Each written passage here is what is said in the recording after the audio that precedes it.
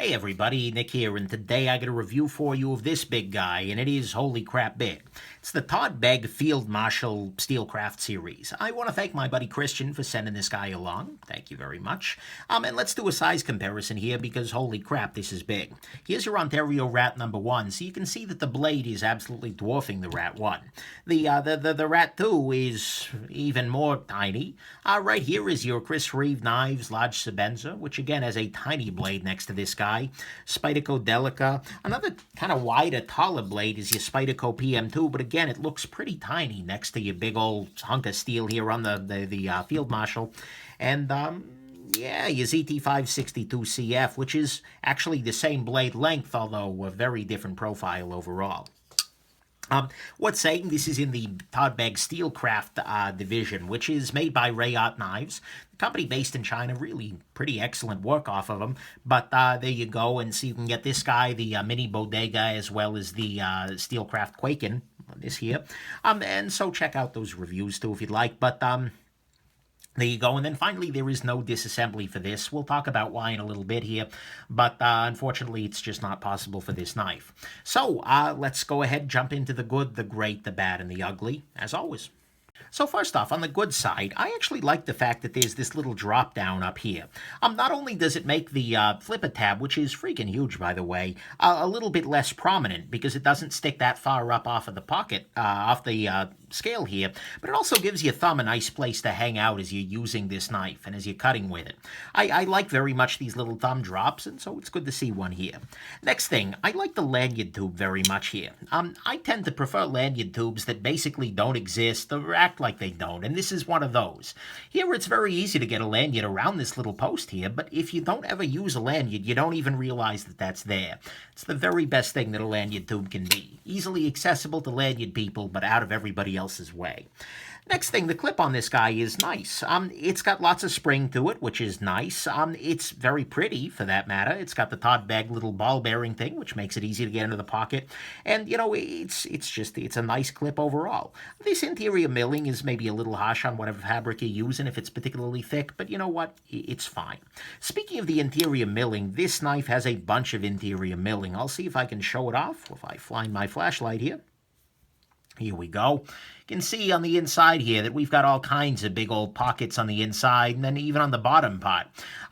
So this milling is great because it helps to reduce the weight of this knife, which is unfortunately pretty considerable. But, you know, nonetheless, there you go.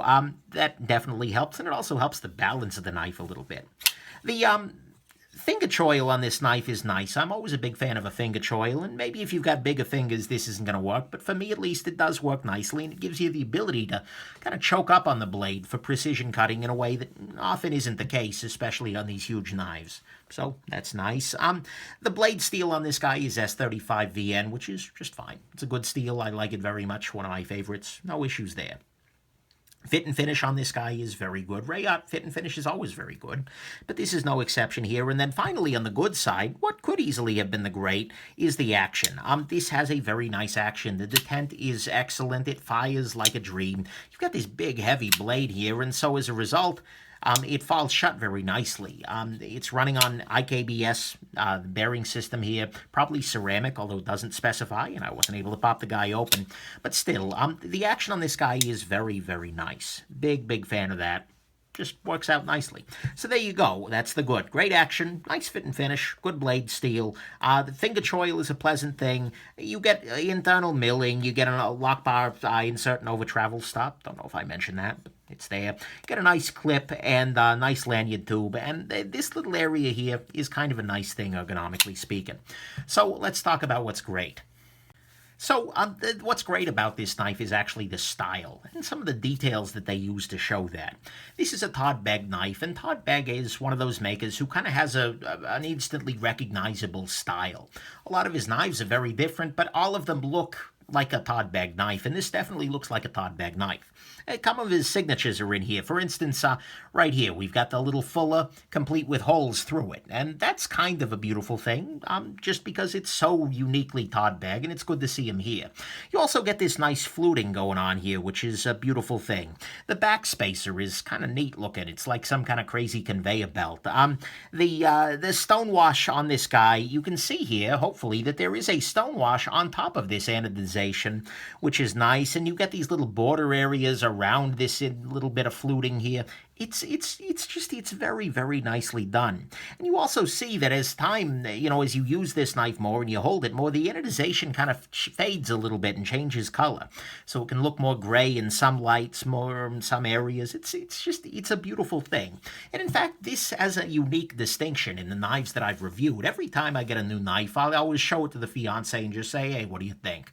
And, she usually says, it's fine. Oh, that's ugly. Oh, that's douchey. I showed this one to her, and she said, I love that. Like, she really, really liked this knife, which is kind of funny. She's hardcore, and this is huge, so it kind of makes sense.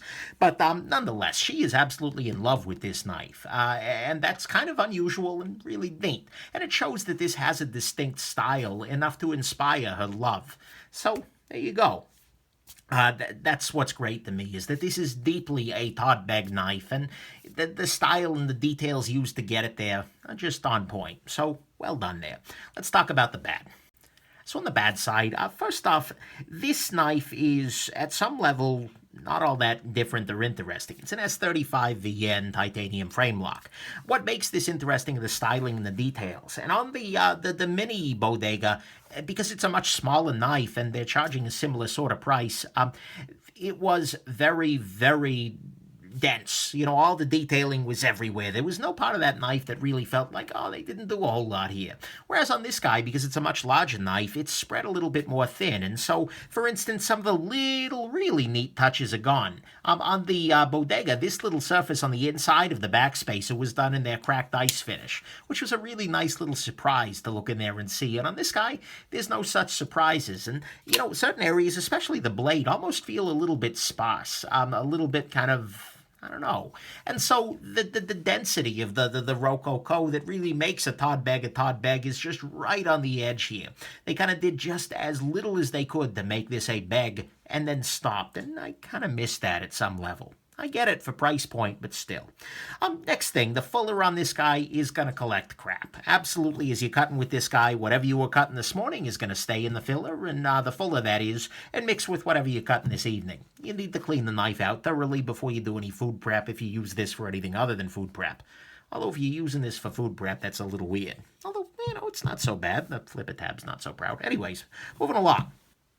The lock bar, speaking of proud, is unfortunately very, very proud. It's sticking way up here. You can see here that there's kind of a cutaway for the lock bar on this side, which makes it very easy to access. But unfortunately, as you're handling the knife, this lock bar sticks up much further than the other side, and so you get a very strong hot spot, especially given that this is scalloped out and relatively thin up here.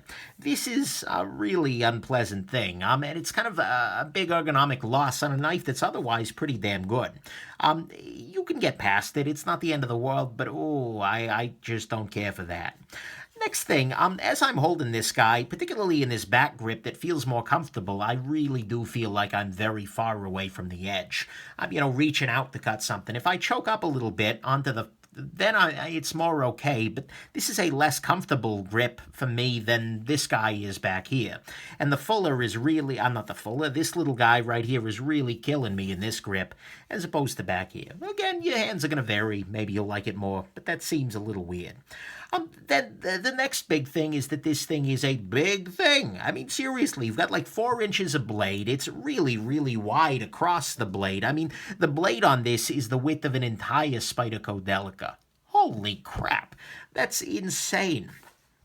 And it's very large in the pocket as a result, because there are large areas inside this knife where there's no blade at all, and so the whole thing becomes very, very wide. I mean, compare this guy to a Spyderco Delica, and holy crap, it's, at its thinnest point, whoa there, it's about as thick as a Delica. That's a little crazy. And it's also relatively heavy, as we'll see here in a second, as soon as this turns on.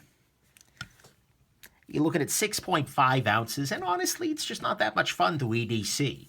I mean, if you're a really big guy wearing really big 90s style Jinko pants where there's not a whole lot, then okay, maybe. But by and large, this feels really big and heavy, and just, I did not enjoy carrying this knife for review. It's just, to me at least, too big. And it's not just like long, but it's wide. It is a massive knife overall. So there you go. The next thing that's really unpleasant to me is that this knife is pretty thick behind the edge. If we take a look here, we can see that this is not going to be God's gift to slicing. And, you know, it's a little bit better at the tip, which is nice, but still, even though you've got this really tall blade, because you've got this fuller and because the grind isn't, you know, flat past the fuller, it's really weird to me that you would have a blade that's this tall and yet it would still feel too thick behind the edge.